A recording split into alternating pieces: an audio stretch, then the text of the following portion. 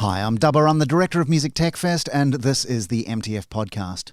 John Robb is variously described as an author, music journalist, singer, commentator. He famously formed the Membranes, who were generally regarded as the loudest band ever, some say the loudest sound ever. Turns up on television on a fairly regular basis. He founded and edits the website Louder Than War, and he's also the frontman for punk band Goldblade.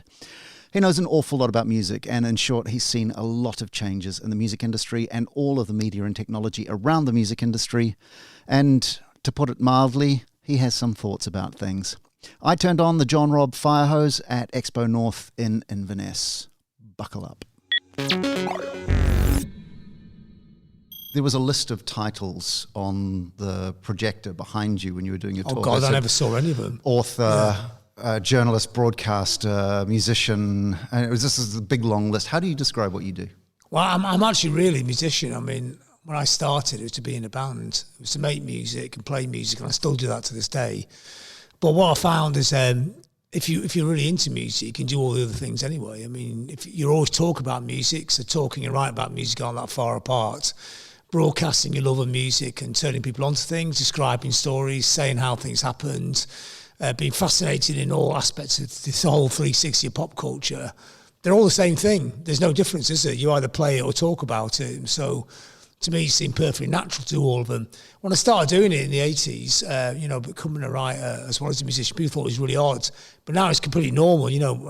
Half the people on Six Music are also in bands. So people don't think it's unusual for a person who plays music to be a broadcaster or whatever now. Mm-hmm. But for a long time, it was looked on as being a bit of, that's a bit weird. What are you doing that for? Yeah, different churches. Yeah, they were seen as being very, very far apart. But now everything's blurred together. Because maybe the internet's done that, because the internet is a media that nobody quite understands what it is. Is it writing? Is it filming? Is it playing music? No, why can't it just be all of them at the same time? Mm-hmm. Yeah. There's the famous, I think it's Laurie Anderson line about writing about music is like dancing about architecture. That's Frank Zappa. Was it Frank Zappa? Yeah. Okay, I heard that story wrong. But I don't really agree with them. I don't think writing about music is very difficult, because you don't describe the pieces of sound, you're describing what they feel like.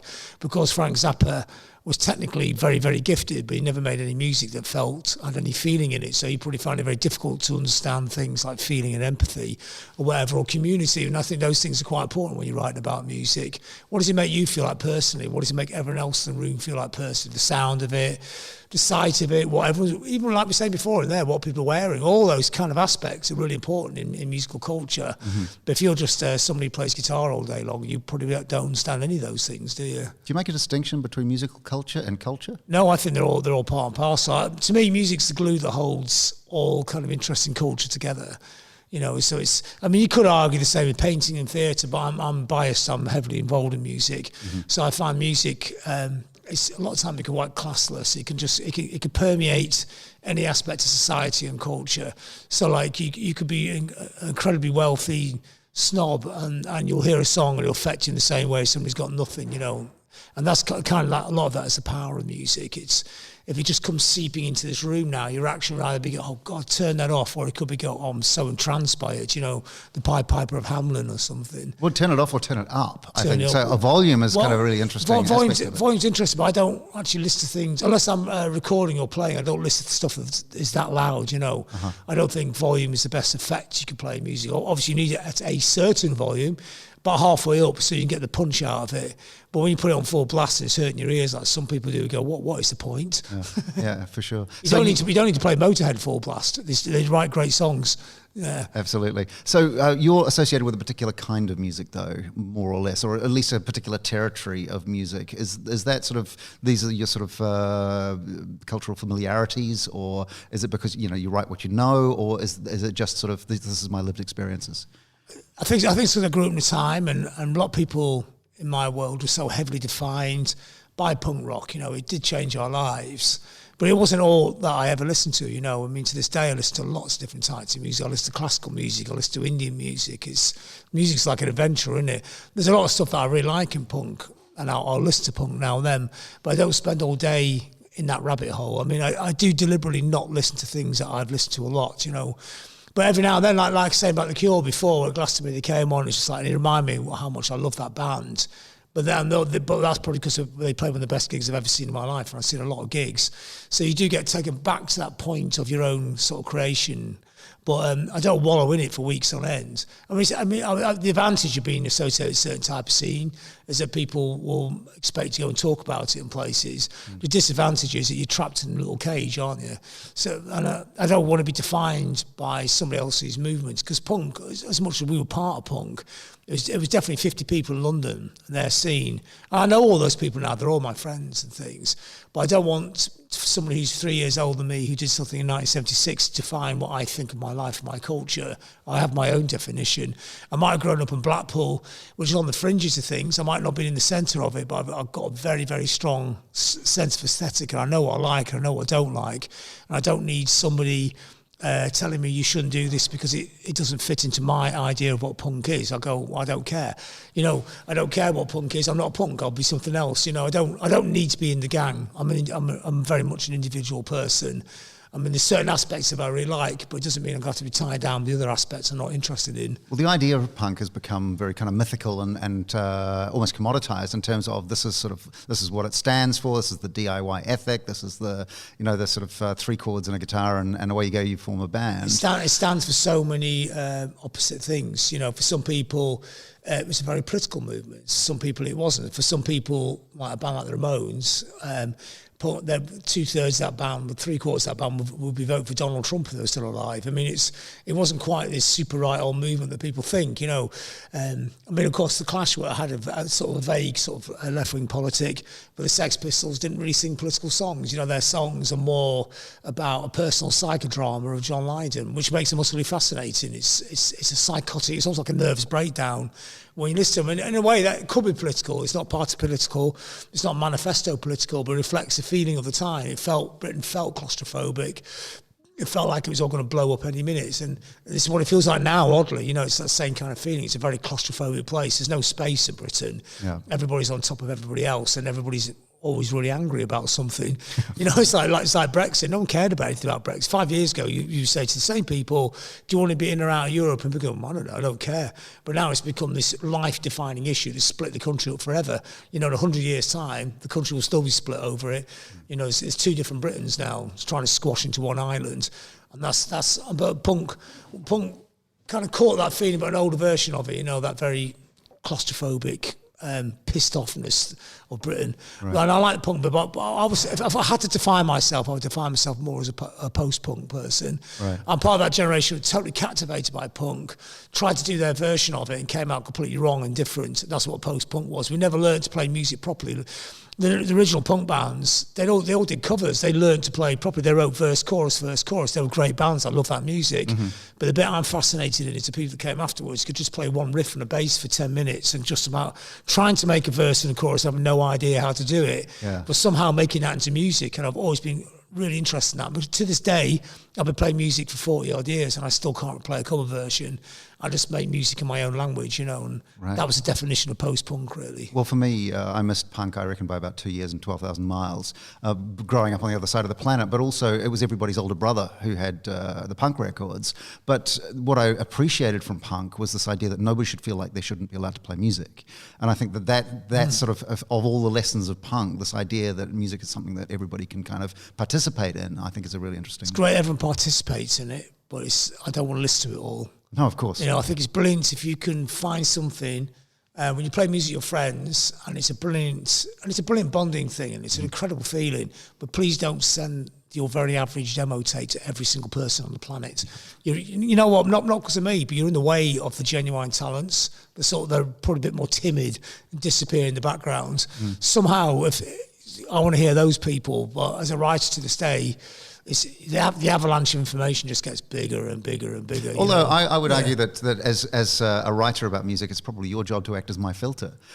I would love to. There's 20 bands in the world, but there's 20,000. You have to go through 18,000, not bad bands. They're actually okay, 6 out of 10 bands. But I want to hear the genius. I want to hear the people change the culture, the shapeshifters. How do I find those people? It's the quest, isn't it? I do actively go out and try and find them. But when you got all the people should be doing it as a hobby in the way, God, it's a mountain to climb. Isn't Yeah, it? but I'm torn between the idea that growing up in public is a great thing, and between the idea that maybe if you're not getting millions of followers on Facebook or whatever, that the first question you should ask yourself is my music any good? Oh, we see the problem is some of the most important groups of all time would have had 25 followers on Facebook. Yeah, absolutely. I would love that. I'd probably love that band. And the other person loved him, ended up being in the biggest band in the world. It's a way that, in a sense, this is an exaggerated version, but like U2 probably took about 60-70% of their music off Joy Division, didn't they? And Joy Division caught up them now, because Joy Division, obviously, if Ian Curtis could somehow come back to life, will be playing in the same arenas as U2. But at the time, Joy Division were playing to 60 people over around Britain, and U2 were on the fast track to like stadiums. And that's an example of like something that wouldn't have been huge at that time, being enormously influential, But it can be the other way around, of course. You could be the Beatles, the most influential band of all time. They're the biggest band of all time, aren't they? So it's that being influential isn't necessarily a snob thing. Oh, you've never heard of them, but I have. Right. So, a lot of people like that with music, aren't they?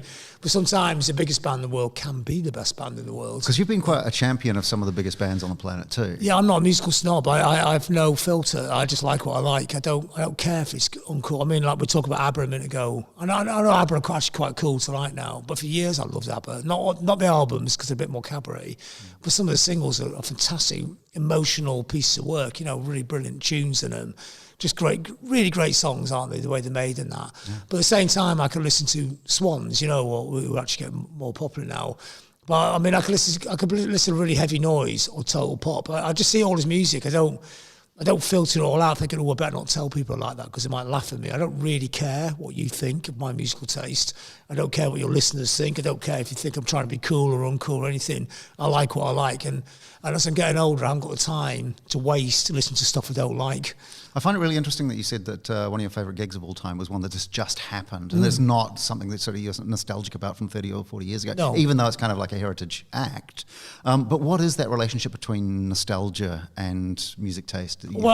I understand nostalgia. I mean, I think there's a moment, I was talking about this with a friend of mine the other day, and I was saying to her, the Oasis song Live Forever, it's a great song, actually. This is great. This is really uncool to talk about Oasis and say, actually, they had some great moments. Mm-hmm. Live Forever, to me, it's very similar to Anarchy in the UK. Neither of them are political songs. Anarchy in the UK is not about anarchy. It's about when you're 16 and you're totally freeform.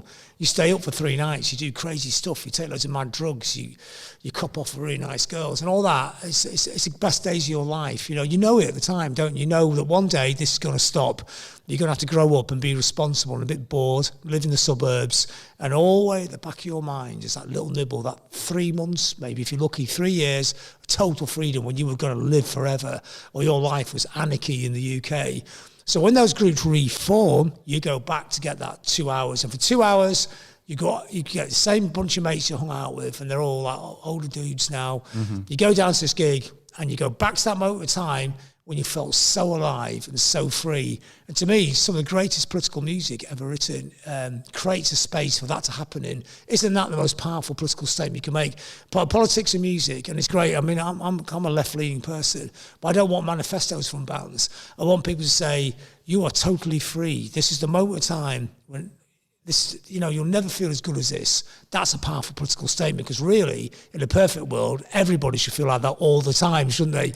I mean, it's important to have responsibilities, of course it is, but to have that feeling, that euphoric feeling that life is really fucking good, and you could do what you like, and it's a brilliant feeling. That's the power of great music, and that's the power of nostalgia, because it takes people back to that moment of time, and that's why I can never sneer at it, because I am really lucky, because I just carried on. So that point in time, when you had to settle down or be responsible, I just went past that and just carried on. I still do the same as I did when I was 16. I write about music, I play music.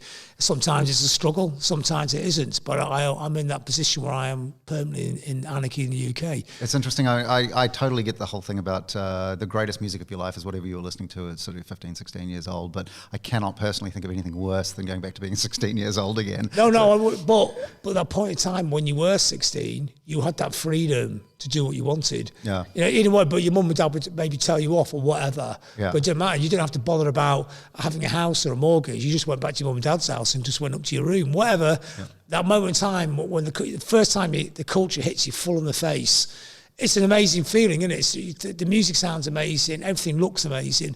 I don't want to be there. I don't want to wallow. I'm not saying I want to be in that point in time. I don't want to be in the punk rock revolution for the whole of my life. I'm here now. That's why like Youre was great the day. Yes, they've been around 41 years, but they played like a fresh band, you know. So I don't think music gets any better or worse because it's 41 minutes old or 41 years old. You know, if it's great, it's great. At the same time, on the same day, I saw Fontaine's DC, rising band from Dublin, just had a top 10 album. 4 years ago, when they were about 17, I was going to put their record out. I was on them right from the start. I was first person outside the band to actually realise they're really good. So it's a personal victory to see them being so massive now. They're ostensibly a new band, really exciting. It was, fuck, that's great. Then the Cure later on. It doesn't matter. I mean, that's the great thing about Glastonbury. It's you go see Janet Jackson and go, wow, to me, watching Janet Jackson's like a new band. And I never go to gigs like that normally, but I would go and watch Janet Jackson over going to see a band I could see in Manchester in a club anyway. So, as a music head, I'm interested in all aspects of music, whether I like it or not. There's always something you go, wow, that's interesting, yeah. Do you make a big deal of the connection between music and technology, like the things that people are playing and how they're recording it and what that means? Music's driven by lots of things. It's always by the surrounding culture. Bands are influenced by films, clothes, drugs, technology. Technology is so key. I was thinking about that trying my goth book. One of the prime drivers of goth was new music technology that came in. Drum machines were very key in goth, you know. I mean, Suicide had used a drum machine in the 70s, but that was like, wow. I mean, Suicide was one of my favourite bands, but nobody ever heard a drum machine in something in a band like that. It changed their sound. So when bands like System Mercy started using drum machines, it was quite an interesting move. But then there's all these new guitar pedals coming in, the new ways of recording. The idea that you could start to use the early days of technology, digital technology, to make a studio into an instrument as well. It was a lot easier. Martin Hannett was very key to this, inventing different types of reverbs, new reverbs. This is all the technology. It's shaping the way music's made and shaping the possibilities of music in good ways and in bad ways as well. But now, I mean, I was thinking up to about 5 years ago, the new iPhone was like a Beatles single. So in the 60s, you could actually make a very good argument that the 60s are punctuated by Beatles singles. So when the Beatles brought a single out, you can imagine being at school, everyone would go, have you heard the new Beatles single? It was a cultural moment. The whether you liked them or not, you had to go, I better go listen to that because it's what they did, what they up to now. And Apple had that for the iPhones for a certain amount of time. Every new iPhone was on the news. Yeah. You know, so in a way, an iPhone was a 7-inch single. You know, that was a modern technology version of pop culture, the pop cultural moment, what your phone was like. And that showed that technology had become pop culture in a way. But it feeds back into pop culture because loads of people, I mean, my last album, I wrote half it on my iPhone in GarageBand with my headphones on, sat on trains and planes, and then transpose it back into guitar, drums, bass, you know. So the technology changed the way you can write because you never forget an idea because you just get your phone out and write it all, don't you? And then you start being able to write classical music because you can write it on your phone. I can't play a violin, but I can actually play it on an iPhone by moving my fingers around. So I've written sort of neoclassical tracks for other people. Basically, I don't even do it with my iPad. I actually do the iPhone, which is 2 fingers playing complex string parts. So technology changes the way people can make music, create music. It's the way you can propagate music, move it around the world. You know, Spotify, you know, stuff like that. You know, and YouTube, and so people in America can hear your music. You don't have to send them albums, which you couldn't afford to do anymore. You just send them files, or you just say, check out our Spotify page. So it's making a massive. I mean, the internet's brilliant, and it's also a total disaster, isn't it? Yeah. I mean, it's a great way of spreading good culture around, but it's also a very good way for neo-Nazis to spread their culture around. It's also a very good way to polarise every single argument on this planet. Whereas 20 years ago, people sit in a pub and they'd argue, then they'd go home as mates. But now people go, it's black and it's white. That's a Twitter or Facebook debate, isn't it? I don't agree with you. Well, I agree with you even less. And I'll tell you one thing, I guarantee you will never seen on Facebook where somebody will say, oh yes, you have a point. I've just changed my mind. Well, this is why I like podcasts so much, because it's dialogue and you get people each week coming back and having longer conversations. This long-form journalism online, it's not just tweets. And I like long-form journalism. I like long articles. I mean, I write long articles. I mean, there's a power and a skill to writing the short thing. There's a power and a skill I do interviews with people and they last about an hour and we film them, but we always try and dig out one killer quote, you know, it sums the whole thing up, and that's difficult, isn't it? Because it's hard to get the one thing that encapsulates the whole form. But there's definitely space on the internet for long form. Not everybody's always zippy and bored and flicking from one thing to another. Yeah. Yeah. When did the light bulb go on for you? I mean, I imagine you being really super into music when you were 16, but was it 10? Was it 5? Was it, what were you like as a kid? Yeah, I mean, that's always one of my favourite questions. I always ask people that because there's an awful moment, isn't there? Yeah. I probably had a few. I remember Christmas 1971 on the BBC, and they used to do this every year. They always show a Beatles film because the Beatles were very smart. They managed to make everything they did tie into Christmas. So they always put a single out just before Christmas. They did Christmas messages for their fan club records, didn't they? They're great. Those records are really psychedelic by 66. They did some pretty weird cut-up stuff going on. Yeah. So every Christmas, the BBC would show Beatles films. So we watched Hard Day's Night thinking, that looks amazing. That's the life you want to lead. I was about 10 then. Yeah. So I thought, who is this band? I wonder what they're doing next. I had no idea they'd already split up because there's no internet then. You're in a bubble, weren't you? Uh-huh. And then we started watching, well, I must get more of this stuff. What is it? And then I started watching Top of the Pops. There's a programme with loads of pop bands on it. Wow, this is amazing. Because pop culture was not like it is. Pop culture is everywhere now. In every newspaper, every magazine, every TV programme. Although they don't have TV programmes specifically about music, music is in every programme. Yeah. So pop culture is everywhere, nowhere, all at once. But then it was Top of the Pops, 20 million views, start watching it, and it's glam rock, Yeah, of course, I love Bowie and Bolan, but I loved all glam rock, I love Sweet and Mud and Slade and Sparks and Wizard, and all the bands that quite often you're not that cool to like, but made great records. It was all singles. I didn't even know they were putting albums out. A lot of them didn't put out very good albums either, but the singles culture was amazing. Slade were quite good at Christmas too, weren't they? Oh yeah, well, the Slade's model was based on the Beatles, wasn't it? Uh-huh. Slade's basically the Beatles if John Lennon hadn't sort of disappeared with Yoko and gone all soppy, I mean, Noddy Holder can sing like John Lennon. He's got a really, really great voice, hasn't he? So that, I think for a lot of us, that's what if the Beatles, we find out the Beatles are gone and we all like John Lennon, we thought Slade will do because this is what the Beatles would have sounded like in our heads. The Brummy Beatles, I really like. They're using all the same effects, ADT, a little bit of slapback on the piano when they use the piano. And a great songwriter. I know Noddy Holden really well, actually. Yeah. Fantastic. So you're watching TV. Yes, the album was glam rock. Love glam rock. Okay. Yeah. But does liking the music automatically make you interested in the biographies? No, I had no interest in the people, really. Well, because then you couldn't find out anything about them. I didn't even know the people. There's a few books. I remember somebody got me a book on the Beatles in about 76. It's amazing that somebody written a book on a band. But like now, it's just sort of like 3,000 books on the Beatles. I mean, everything's been written about. It's insane. Yeah. But then I was starting to buy the newspapers at the same time because I want to read about this kind of stuff. But I would buy them mostly about 1 or 2 papers a week because I didn't have a lot of money. But they would have like interviews of bands I'd never heard of, like interviews like a Welsh rock band called Man. I was thinking, God, what's this? I never heard these. These haven't been on Top of the Pops. Mm-hmm. Which ones? David Bowie's not these, is he? It was like, because it was so naive, the culture. So you read these things, you'll find out it's actually another world underneath the one you knew about. So smaller bands just playing in colleges up and down the country than bands you never heard of from the 60s or whatever. The Beach Boys. I mean, no one ever heard the Beach Boys in the glam era of my age, when people talk about that canon, it makes me laugh because it wasn't there then. You wouldn't even know about these bands. Even the really cool kids who are now pretending, 1973, I love the Velvet Underground. No, you didn't. Yeah. I mean, there's 40 people in the world bought that record. You know what I mean? I really like I loved Walk on the Wild Side by Lou Reed. I thought it was an ace record, but I had no idea. He's in the Velvet Underground. I didn't know Roxy Music were a cool band. I just thought they were a great band. And to me, Roxy Music and Muds were the same. They're just great bands that I liked. I didn't realise that one was a laughable and one was like really cool. It was just me. I was the only person really into music. I was at school and there's people kind of paid lip service to it. Bowie put a single out, people were excited. But it wasn't like... It wasn't a dominant culture. The dominant culture was actually football. That's what everybody's into. Northern Soul's in the background because we lived in Blackpool, like Stuart was saying before. Yeah. Blackpool's one of the main Northern Soul towns, and other kids had been into glam rock and a few metalheads into Zeppelin and Sabbath, and that was it. But it wasn't like... And people listen to Chart Countdown on Tuesdays on the transistor radio while we're all playing football. But it wasn't like... It wasn't like the culture that everybody... hooked everything around, People, if you met somebody you never met before, you're more likely to talk about football with them than music, so it's a bit boring. But weirdly, I think that pop music and particularly pop music journalism gave people the permission to be smart about popular culture. Of course, yes. I saw music as my education. I didn't see it as de-education. I didn't see music as something that made me more thick. I actually, because I already read a lot, so I was fascinated with the world, but I didn't hear anybody talking about it.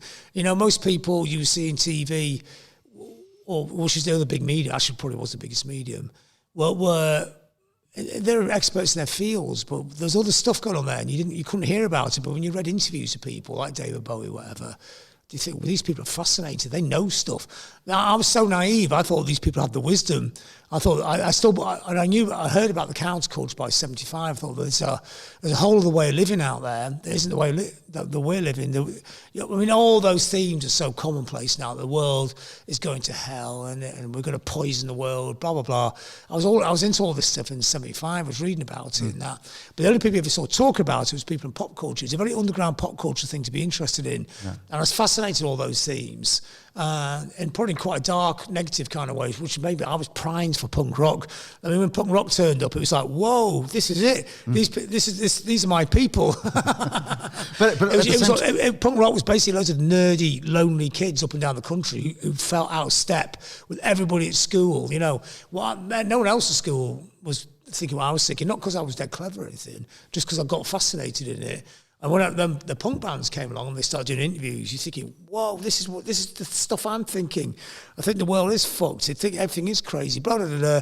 And I could see it all getting talked about in interviews, The Clash and the Pistols, and even bands like uncool bands like Stranglers, who I totally adore, will talk about all this other stuff. And I was thinking, people actually do talk about this stuff. It's not just me. Yeah. And art, literature, politics, all these things start there was a door open, the whole lot came in, bang, all at once. And whether it was all made up or not, because what I found out years later was that most of these people either didn't really believe in it, or it was just a phase for them, wasn't it? Yeah. Well, for me, it was a journey. But it was the writers, and this is the thing that I really want to get to. It was the writers created the narrative. They created this narrative, but they invested all of their intellect and knowledge into the narrative about the pop music. So the culture was kind of created. Maybe they got...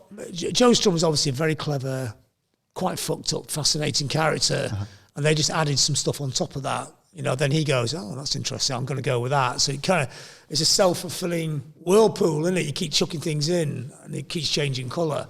So I think that's what it probably was. I mean, John Lydon, at that time, was obviously very, very smart, self-educated, great take in the world. And when he's meeting these people from different... a lot of the writers are quite middle class, been to university, read a lot of books. They're chucking ideas into these unformed minds, but these unformed minds are smart. These are smarter people. Yeah. And they're understanding these ideas within 2 sentences, and then regurgitating it back out in a way that we can understand them. And that was part of the process. It was a two-way process, wasn't it? It was, in fact, 3-way. It was the performers, the writers, and the audience. The audience was in there as well. The expectations of the audience, people were having to live up to it, weren't they? So when the audience is saying, go on, tell me something interesting, you had to think of something interesting, I guess, didn't you? Yeah, and that level of sort of fandom, which is about this kind of almost kind of Trainspottery, fact collector, that was also created by the music press. Yeah, I mean... I'm a bloke. I can remember facts, but I don't define music on facts. I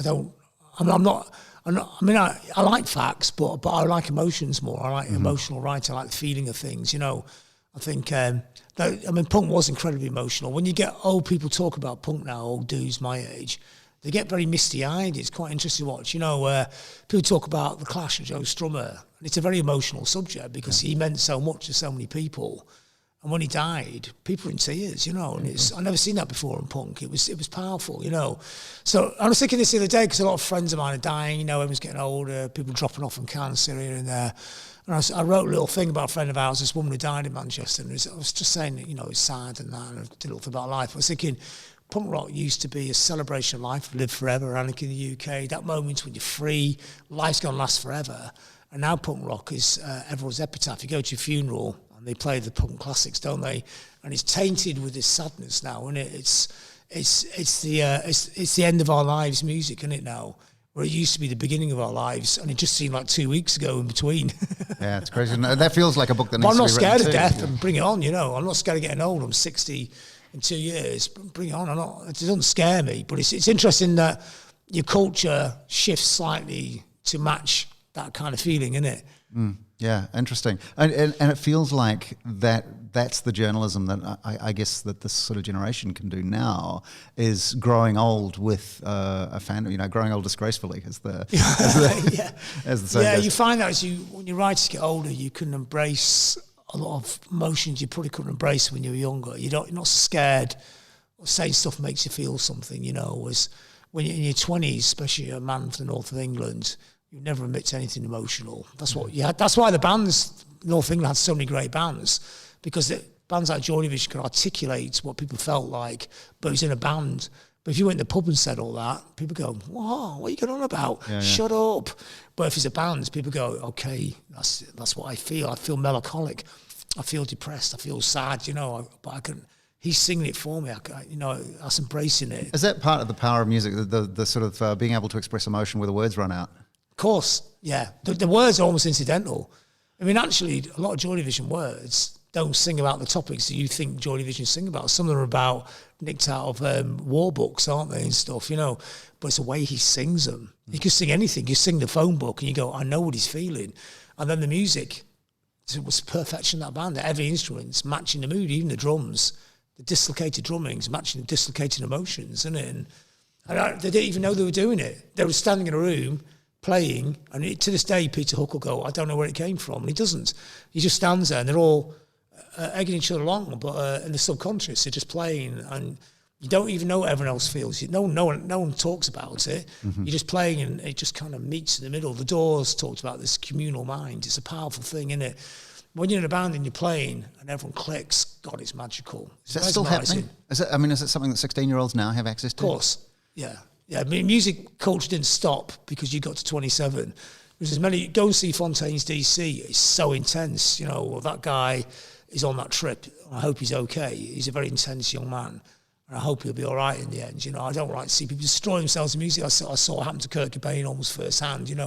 Several other people in my life have seen it happen to even normal heads you grew up with, like people gone too far, suicide, drugs, and messed them up. There's a dark side to pop culture as well, isn't there? Yeah, and there's a lot of people complicit in that, not just people. Making Golden Ground's Heroin, great song, but does it glamorise heroin? Yes, it does, because I know people got to heroin off the back of that song. So but it's their fault, mate, because an artist should never apologise, You just do your art. I mean, no matter how much I think Morrissey's a complete fucking idiot for every interview he does these days, he should never have to apologise. That's his art. His art is talking complete rubbish, isn't it? In a way. But, there's too many people apologise for everything now. People go, oh my God, it's the Twitter gang have got me. They should go, what's got to do with you? And that's that defiance in art is one thing I like. And most artists are idiots. Most artists talk complete crap. But we need jesters in society, like John and Yoko. That was their thing, wasn't it? Like John Lennon said, we're the clowns. You can laugh at us, but we got a message, And that's how people are too scared to be clowns now. I'm not embracing what Morrissey says. I'm embracing the right of him to say it. But I'm also embracing my right to say, Morrissey, you're talking bollocks, but I'm not going to stop you doing it. Right. Who did you look to when you were coming up? Was there somebody you thought, that's what I want to be when I grow up? I always wanted to be me, but the bands were our key cultural informers. I loved all the bands, but I didn't want to be any of those bands because, of course, the most important tenet of punk is to be yourself, isn't it? I mean, you're completely missing the point if you just want to be some bloke out of the Clash or the Pistols or whatever. I'm a northern. I come from the north of England. I come from a different space. I loved all that music, but they came from London. It was different. They grown up in a multicultural city, where I grew up in a city or a town where everyone was white. There's one black kid in my school. It was hideous. It should have been, when I first went into Manchester, I loved it instantly because that's my version of England. When I am a patriotic person, I'm patriotic about Manchester or London, those kind of multicultural cities where everybody actually gets on. It's my version of patriotism is Nigel Farage's worst nightmare. And my idea of an English person is it could be a Muslim. When I go in the gym, there's only about 4 white people in the gym, and nobody ever notices till I point it out. And everyone goes, "Oh God, that's great, isn't it?" Yeah. We think we have a lot in common. We all train together. They all like football, some music, and that. And I think that's a brilliant vision of a country. Everyone feels really British, but we're all from different places.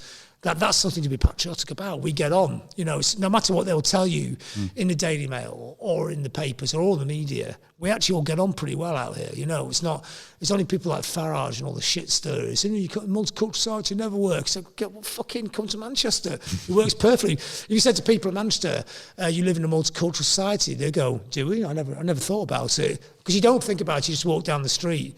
It's only when you walk down the street and think, God, yeah, loads of Chinese people, loads of Asian people. Wow, that's really cool, isn't it? But normally you walk down the street and people go, all right, mate, because that's the north, isn't it? All right, mate, how's it going? You just say hello to everyone. You seem in a good place, as you said, and you seem like this come from this culture of no apologies and just live life and pretty much full on at full speed. To be human, there must be something that you regret or that you wish you hadn't done or you wish you hadn't thought of. Is there anything along the way you thought that was a mistake, or I wish I, that was kind of my big regret of the career? No, not really anything massive, no. But there's all little ones, and you always make mistakes. You make mistakes every day, don't you? You make sort of mistakes with what you're doing musically. You get a chance. And there's something very perverse about growing up in punk. Every opportunity you got, you kind of do the opposite. It's only the last few years. Is that good advice? No, it's rubbish advice. You should follow your own talent. Yeah. It's only the last few years I actually discovered I'm actually quite melodic. That would have been like, the culture I grew up in would be a criticism to be melodic. Mm-hmm. So we would write really melodic songs, then pile loads of noise on top of them, almost hiding our melodic skills, Right. It's only the current album put out 2 weeks ago, and it's gone around the world, and people go, there's some great reviews of it, because people love the album now. People going, where's these tunes all come from? Why after all these years you finally got round to actually admitting you could write pretty good melodies? You've just stopped hiding them. Yeah, we stopped hiding them. Well, and we found a way of making it where it wasn't watered down though. We kept the edge in the music, and it's quite intense, but it's melodic as well. So maybe I regret that. Maybe of course it's too late, isn't it? But if we'd done it when I was 20, I would have had the opportunity. But we never made music for money, I have no problem with people making music for money, because I hate that idea that only musicians get criticised for getting paid, Everyone should get paid for what they do if it's possible. So and the term sellout means nothing. It's just, I know I've been in bands for years. It's tough being a musician. You don't get paid. You're struggling all the time. So if I hear that, I don't know, some really cool band has sold one of their songs off to an advert in Japan, I go, good luck to them. There's 30 grand. They can survive for 2 more years. Fix the van. That sort of thing. You know what? If you don't want them to make the adverts, why don't you pay for their records instead of just nicking them off the internet? Do you think the band actually want to be on a Toyota advert? I don't think so. But do you think that band want to sit in a mouldy bedsit with no money for days on end? I don't think so either. Sure. It's always been like that. Michelangelo had to get champions to pay him to paint roofs. Leonardo da Vinci is not even his real name. That means Leonardo of the Da Vinci's or whatever. They were the people paying for him to be a genius. It's always been like that. Artists, you don't earn money for art. You have to get some rich person to look after you, don't you? If you can't marry one, you have to find one somewhere else. And did you? No. So the next thing is a book, another book, and it's about goth. Yeah, it's called The Art of Darkness. So dark wave and all that. It's all in there. It's a huge subject, but it's mainly more the darker side of post-punk, so it's quite a wide remit. I start with the fall of Rome in 410 when the Visigoths sacked Rome, the Western Goths, and I end with Instagram influencers. You get all these women now, places like Russia, Sweden, standing in the forest, having their picture taken. They look fantastic, deer's antlers on. There's a lot of back to nature, goth mixture thing. Yeah. And what's really fascinating is they're very goth influenced, but none of them actually like any music, which I don't think is wrong or right. I don't care, but it's interesting as an observation that the culture is stronger image-wise eventually than the music. The music's almost secondary to the fascination of the weirdness of it, Yeah. The darker side of life. Yeah, so in between I do, the Gothic cathedrals, Gothic art, Romanticism, Baudelaire, the writers, then you go through people like Aleister Crowley, all this. God, it was once you start, you go, oh my God, this is a can of worms. This is a deep rabbit hole. Oh, it's a rabbit hole goes up forever. The book's 400,000 words at the moment. Wow. And we're just trying to chisel it down to 250 so the publisher doesn't have a nervous breakdown. But this goes back to my point about the writing about music becomes writing about art and politics and architecture. It's the whole thing. I said that to the publisher because they said, can you not take the first third of the book out? I said, what?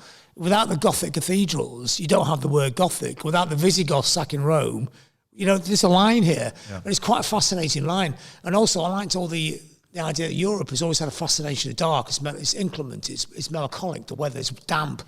And all the folk tales, like in Scandinavia, the weird the trolls and all the things that live up the mountains, weird little bear things, whatever. That feeds into the darkness, the flickering of the shadows. The Europe it was wooded. It's a deep forest, and walking through a forest without a lantern in the 15th century would have been scary. Imagination running riot, thinking dark thoughts. That's all. It's all in there. It's all part of the DNA. I don't think Sister Mercy went rehearsing and said, "Let's write a song that captures 15th century European forest storytelling culture." But those flickering shadows have always been resonant in our culture. There's a fascination with it as well, isn't there? For horror stories, horror films. I mean, the Brothers Grimm, God, their stories are really grim, aren't they? They're not. You think they give this stuff to children? She was dancing around, she was like a dancer, ballet dancer. Then they chopped her feet off. The end. I'm not sure I've heard that one. Well, you should go and read them. I reread them all. I was thinking, wow, these are really weird stories. Like, weird old man appears in the forest and then he steals all the children away. You think, well, what's all that about? They're really odd stories. So when you're an old man one day, so 20 years in the future. 58 is actually old. I'm not far off you. So, but sitting up with your feet in your slippers, pipe, whatever it is you're going to be doing, what are you going to how are you going to spend that time? What's going to be sort of the main This is how I'm going to try and do it. I'm going to do it. I'm just going to live this fast right all the way to the end. I'm not going to be sitting there in pipe and slippers. Hopefully, if I'm lucky, I'll still be getting whizzed around, do stuff. Yeah, I want to be like, William Burroughs carried on to the end, didn't he? Allen Ginsberg, those heads, they didn't stop. They got to the 80s and they were just still doing it. Why would you stop? Well, an artist doesn't retire, do they? There's an end game. I might have a bit more wisdom or something, but I mean, maybe you have to slow down slightly. Maybe you can't walk, but your mind, if you're lucky, it's still got to be really fast, isn't it? If not this, what would it have been? Oh, there is no other way. It could only be this. I mean, from the age of 10, I was obsessed with pop culture. I knew it. I mean, you subconsciously know that's the only way out, isn't it? I never wanted a job. When they did a survey at school about, they asked you 100 questions to decide what sort of job would fit you. I got 0 out of 100, and they said they'd never seen anybody with such negative career ambition. I don't do this as a career. I have no interest in a career. I'm interested in the very moment that I'm in, and that was then. And the pop culture was great, because pop culture is also about the moments, wasn't it? So I was tuned into pop culture without even realising it. I couldn't have done anything else. I mean, I'm fascinated with lots of stuff. I'm fascinated with science. I'm fascinated with nature. I'm fascinated with the universe. I mean, I made records about that stuff. I know a lot about that kind of stuff. Yeah. I'm fascinated by stone circles and history and cities and all those kind of things. I'm deeply, in a lot of ways, probably more fascinated than musical culture. But musical culture is a perfect conduit for those interests as well. And a way to express them, I guess. Yeah, completely, because you could become an expert in them. The great thing about that empowerment, punk empowered you in everything. Uh-huh. I've met the head of CERN, and I could hold him pretty well in a conversation for 2 hours about the universe. And obviously he knows more stuff than me, but he didn't lose me in the conversation because I knew enough to keep.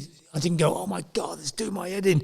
Yeah. What do you mean there's no edge to the universe? But for me, I was going, well, that kind of makes sense. So it gave me no fear, punk. That was the brilliance of it. And it seems to have done you well. You look incredibly healthy. I don't do the rock and roll energy. lifestyle. See, one of the mistakes of rock and roll is people think you have to do the lifestyle. I don't do no drugs. I'm vegan. I mean, that's a lot of people go, well, that's not very punk. I go, well, it is. I mean, most people I know at this stage of the game, especially younger people, I like that now. I mean, I'm interested in extremes, not political extremes. I'm interested in lifestyle extremes. I'm interested in the idea that to have energy, you don't need to take loads of speed. You don't have to. I mean, I've done all that stuff when I was younger, but like now I'm interested in, and what's the best way to maintain your mind, body and soul, isn't it? Like to go as fast as you possibly can without poisoning yourself, And you know what? It's actually not poisoning yourself. That's what works. People go, what drugs do you take? Why come you're so fast all the time? You go, I don't take any drugs. That's why I'm fast all the time. Yeah. If you do coke, you get 10 minutes, then you're knackered for about an hour till you find some more coke. If you actually, I mean, I had 4 hours sleep last night because I drink water. Tea's my only vice. I need the caffeine, just keep chipping along a little bit.